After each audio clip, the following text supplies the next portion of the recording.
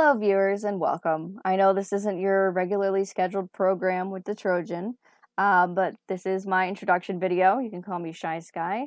I've been wanting to make a video on this channel for a while. Digital Bloodlines was actually meant to be a variety channel with all of our friends, but things didn't really work out with it. So I'm here now for obvious reasons of a lot of us can't be going anywhere right now. So this was the perfect time for me to actually sit down and finally get this finished. This is my video centered on W.I.T.C.H. It's one of the topics that I'm going to be talking about a lot. It's something that's very important in my life. And as a W.I.T.C.H. fan, you probably know you, throughout your life, gave your friends different elements that they were. You tried to figure out which character each of you were. Throughout your life. So, which is the story of 5 human girls that have been gifted the powers of the elements. Earth, fire, water, and air. And there is a leader of the group, as all things needed to have a leader at that time, and she kind of has a lightning ability. They transform into these fairy-like bodies. They've got wings, and they're not witches in the classical sense at all. Don't you have any spells or secret snow melting potions? We're not witches. It's just our initials. We've got Will, Irma, Tarani, Cornelia, and Haylin. What have we got behind us? What have we got in front of us? Which was first published by Disney Italy in about 2001. And it really grew from there. It was a comic, a magazine that gave out little gifts that was very popular in Europe and eventually made it to the United States in the form of a graphic novel around 2004. And by 2005, it was in about 65 countries. So my first encounter with W.I.T.C.H. was 4th grade. We were having a scholastic book sale. It was pretty magical, my first encounter, because I got to the door of the gym, and across the way, I could see this beautifully drawn face on a book, and I was instantly drawn to it. It was across the way, and I knew I was going to make my way over there and see what that was about. From then on, I've just been obsessed with W.I.T.C.H. It was $5 at my book sale, and I don't really come from an affluent family, so it must have been kind of hard for me to beg for that $5, I have to say. This is the one that I bought at that book sale back in 2004. I've held on to it through all of the moving, through all of growing up, and I loved it so much that it actually has split into 2. I read it so much that the pages have fallen out and are coming apart. And here we go, there comes another one. So this kind of hurts a lot of people looking at this, because I am a librarian, so I understand taking care of books, especially now that I'm older. So in America, my experience was different from the rest of Europe in regards to W.I.T.C.H. We only got really the first story arc with just a little bit of the second story arc. So I, up until recently, have not seen the ending. I have missed so much of the story. I only got up to the part where I didn't even see them take down the first villain. Because I was not able to get all of the graphic novels before it was canceled. But that's all I was left with. There was no merchandise. The only merchandise I had was a backpack I got for Christmas, so we're going to talk about merchandise in another video. The way that this series is going to work is that in this first video, I'm just going to talk about the character differences between the TV show and the comics, because they're almost essentially different characters. The rest of the videos, I'm going to review the story arcs. Since there's some that I haven't read yet, I'm going to start making predictions at a certain point. I was happy to find out that in 2017 they were republishing the comics into graphic novels, which is this one here. This is more catered to original fans, but I also want to have it open to possibly newer fans. I'm going to share this in a lot of the W.I.T.C.H. pages that I follow. Very fun communities that I'm very excited to be a part of. There's No Context Witch, which is a meme page, and it's very refreshing to see witch memes. Something that I love so much being applied to pop culture and everything is just very cool.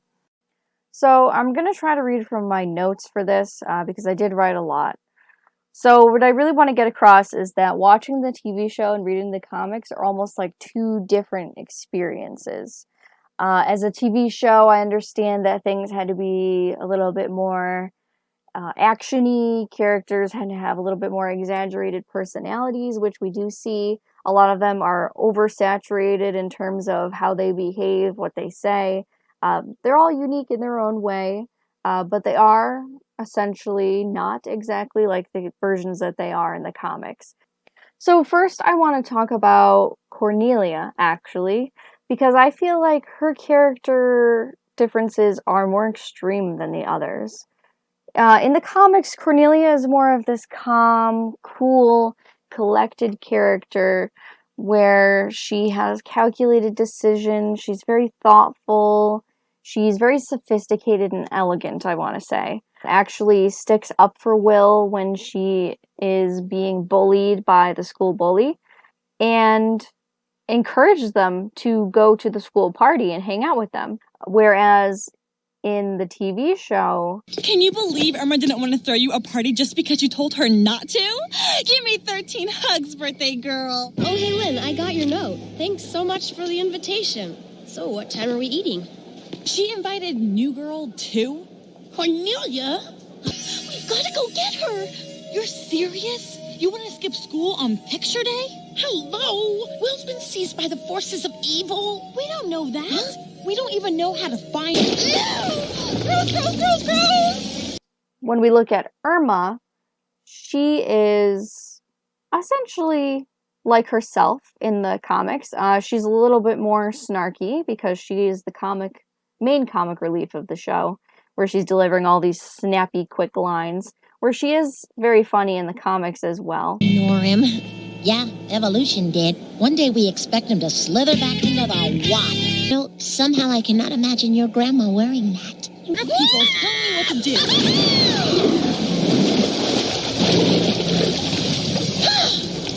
That certainly wakes up your underwear. Bad at school in both the comic and the TV show in terms of she doesn't really flourish in the academic environment. Pretty reckless with her powers in the comics in regard to the other girls. She causes a couple of mishaps because she doesn't really have a handle on what she's doing with her magic. Actually, Tarani as well is very, not extremely different from her comic book self in the TV show, but I think they got her personality wrong. But really, if you look at her in the comics, she's a little more calm and collected than that. She's actually on the first time that we see her in the books late to class. She's also the new girl in the comic. In the comics, she's very chill. She has a lot of confidence. And I really think they only got that confused because they saw her being nervous about, all of the stressors that are coming upon them, which of course she would be. But in the show, they decided to make her this very skittery, jittery character. I hate heights. I get woozy in high-heeled shoes. See, that's exactly why I told Nightfire. Hey Lynn is in both places an artsy and naive character, as she is the youngest of the girls. She's 12, while the rest of them are around 13 and 14. Hey Lynn was always one of my favorites because I also am into art. These comics actually got me into art, and I've always loved Asian culture. So Hey Lynn was one of my top favorites, along with Will. And her happy-go-lucky personality is in both places. She is a little bit more ditzy in the show, to the point where they kind of just make her a slapstick character. Look, there she is. So Will is always my top favorite. While I do aspire to be like Haylin, I am most like Will. So she is a character that feels things strongly. And she does a few things in the show that are something that she would not do in the comics. For example, she punches a guy out. She gets in a fight with a girl over Matt, which in reality she's usually more secretive about that.